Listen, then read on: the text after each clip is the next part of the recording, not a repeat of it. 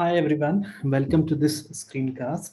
My name is Ranjit Gupta and I am a principal engineer here at the OCI Data Science team. In this screencast, I'm going to demonstrate the usage of datasets labeled using the OCI data labeling service in a downstream task, which is essentially consuming the annotations and the data within a OCI Data Science Jupyter notebook for model training. Data labeling service is an offering within OCI that lets users annotate unstructured data such as images, text, and documents for common machine learning use cases such as classification, object detection, and name entity recognition. One can use the OCI data labeling service console for labeling the data points. Once the data is labeled, the export functionality finally saves the annotation files into a configured object storage using a proprietary JSON line format. These annotations can then be imported from the object storage into an OCI data science Jupyter notebook and can be then used for model training. In this screencast, I will be giving a walkthrough on two such scenarios, object detection and named entity recognition, with a focus on annotation format, conversion to a different format, and visualization. So let's get started.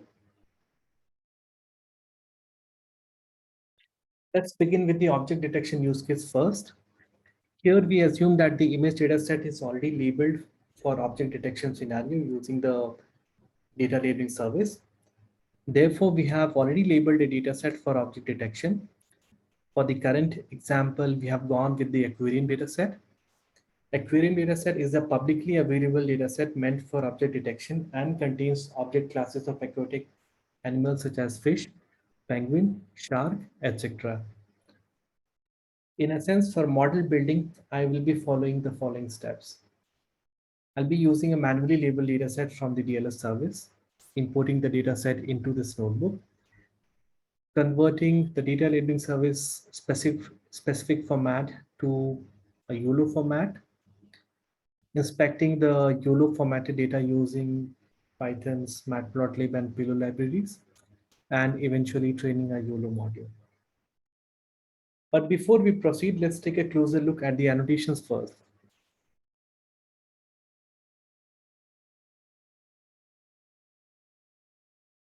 So each JSON line in the annotation file represents the annotation data for one image. Images can have multiple annotations representing multiple bounding boxes. Each annotation contains the coordinates of the four corners of the bounding box, starting from the top left, bottom right, and top right, as well as the class of the label of the object within. The coordinates are normalized by the width and the height of the image. So now that we are more familiar with the annotation format, let's move on to how we can import the data into the Jupyter notebook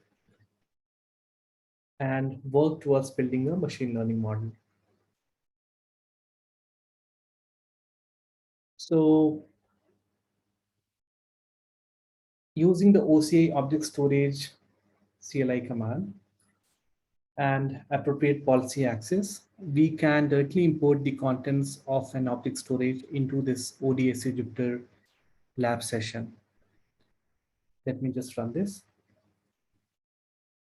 And while it fetches the dataset from the object storage, I just want to highlight that proper policy access must be in place so that the notebook is able to access the object storage. So as you can see, the dataset is now downloaded to a local file system. The downloaded folder contains all the images, metadata file, and the records file that contains the annotation. Let's move on. So here I would be training an object detection model based on a popular object detection algorithm called You Only Look Once, or YOLO in short. Therefore, we would need to convert our JSON-based annotations format to the YOLO format. As we saw in the data labeling service format, the bounding boxes are represented using the four corners of the rectangle, normalized by the width and the length of the image. In YOLO format, however, a bounding box is represented by the center coordinate of the image and the width and the height of the rectangle. All of these values are normalized using the width and the height of the image. Additionally, in YOLO format, each image gets to have its own annotation file. So now, using a fairly simple script, we can convert the data labeling service specific format to the YOLO format.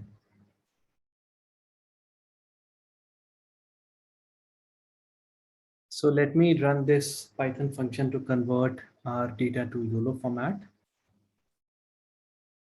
So this has now dumped the YOLO formatted data in another folder. So after the conversion, we can again use a simple Python function based on Matplotlib and Pillow to display the images and their respective annotations within the Jupyter Notebook cell. Let me run this.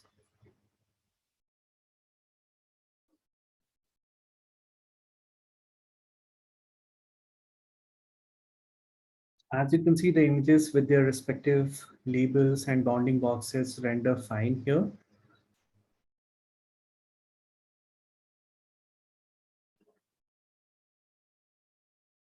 These bounding boxes are exactly the same as how they were labeled using the data labeling service, and hence this also validates our conversion script. Let's move on to the model building. Just few preparatory steps before we actually invoke the model training script.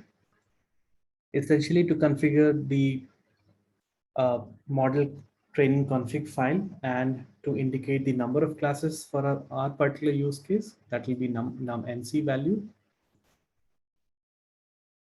The file also contains other essential information, other essential elements of the YOLO architecture, such as the anchor box, backbone, and the head. For our simple use case, we just need to change the number of classes under this NC key. Finally, we can start the model training script, preferably on a GPU box. Now, this may take a little while to finish, and therefore, for the purpose of this tutorial, I'll be using the model trained from a previous run. The mean average precision or the MAP scores were decent enough, given the fact that we had a rather small data set. Let's see how the model performs on few test images. For the purpose of time, I have already run few inferences using the detect script. So I'll just render the end results.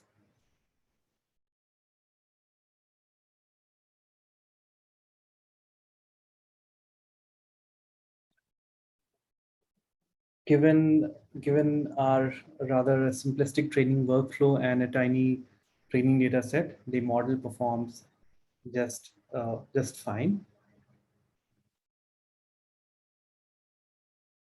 Right. So that was all about the data labeling service to create an object detection model.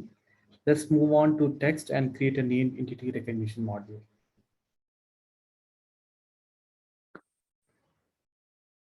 So let's move on to the named entity recognition use case. For NER use case 2, we assume that a text dataset is already labeled using the data labeling service. For this example, we are using a job description dataset aggregated by a popular job posting portal. And we have already labeled a handful of job descriptions by some common entities, such as skills, location of the job, company name, etc. We take a similar approach for training our NER model by first importing the dataset from the object storage, converting to a format as required by the training framework. In this example, that would be converting it to another JSON format favorable to the SPACY framework. Thereafter, visualizing the entities within the Jupyter notebook, and finally training a model.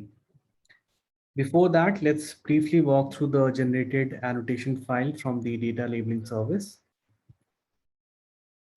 The annotation format for text NER is almost similar to the one that we saw for object detection.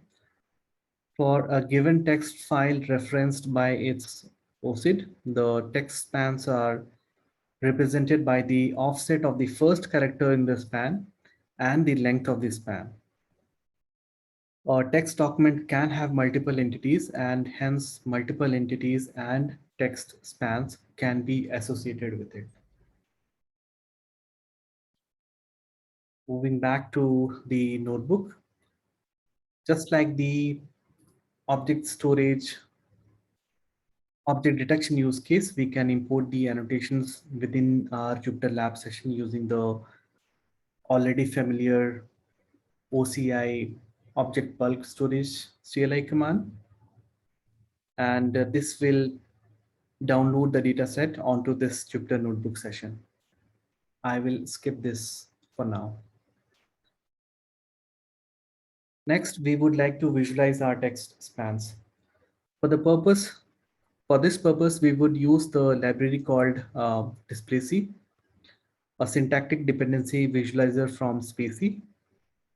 And before we do so, we would need to convert the data labeling service specific annotations to another JSON format that suits the framework. In this format, the text is actually in line or bundled with the annotations. The entities are actually represented using the start offset and the end offset of the span.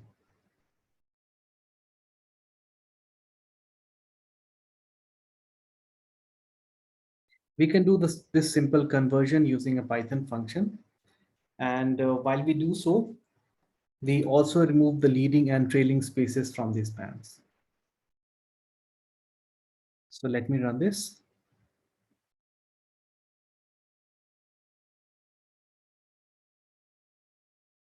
After the conversion, Displacy displays the spans within the Jupyter cell with the configured colors associated with each of these entities.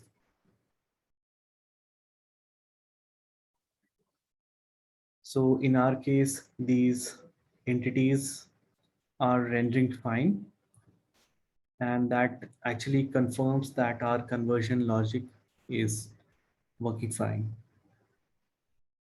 The next step would be to train a named entity recognition model. Once again, we use SPACY as a framework for training our NER model. The key to the model training is the configuration file, which contains the model training pipeline.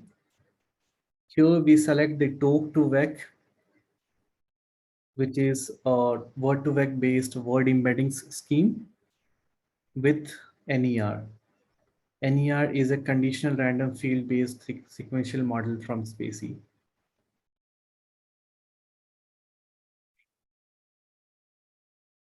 We can now move on to the model training step. And before we do that, we have already segregated our data into training and validation subsets. So let's see the training step. We can actually invoke the training using the SPACY train command with the config file that we already see and the paths to the train and the validation sets. I will be skipping this part for the sake of time, and I'll be using a model, pre-trained model from the previous run. We can test our model on a piece of text. With this minimalistic data set, the results do look fine. So that wraps up this screencast on using data sets from data labeling service for model training. We briefed over two use cases, object detection and named entity recognition. and we saw how we can import, visualize, and train machine learning models using ODSC Jupyter notebooks. Within the data labeling service, there are other labeling scenarios such as classification and multi-label classification. With a very similar approach, the generated annotations from these scenarios can also be consumed for building machine learning models. The conversion script to convert them to other popular formats such as pandas, for example, is almost trivial. This concludes this presentation. I hope this was useful. Thank you.